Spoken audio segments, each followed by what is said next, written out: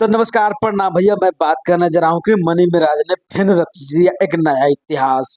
जो कि मैं बात कर रहा हूँ मनी मिराज का एक नया फिल्म आया है वेलकम।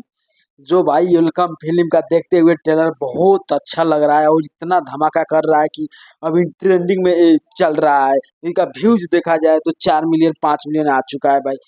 कैसे कि मनी मेराज एक बहुत गरीब परिवार से उठे हैं और बहुत अच्छा काम करते हैं, वीडियो भी बनाते हैं मगर थोड़ा अश्लील वीडियो बनाते हैं मगर अच्छा बनाते हैं। यही नहीं है कि आईपीएल में जाकर मनी मिराज ने एक नया इतिहास बना दिया है। भोजपुरी के एक छोटा सा एक्टर यानी कि कॉमेडी बनाने वाला आईपीएल में जाकर कमेंट्री किया। इससे बड़ा क्या बात चाहिए बताइए आप लोग। इतना बड़ा बड़ा बात कर दिए है मनी महाराज। मनी महाराज इकलौते ऐसे प्लेयर है, कॉमेडियन है जो कि आईपीएल में भी जाके अपना जलवा जलाल कर दिए हैं भाई। आईपीएल में कमेंट्री भी किए थे जो कि जियो सिनेमा पर इसका आप लोग कमेंट्री भी देखे हैं। मगर इसका एक नया फिल्म आया है जो वेल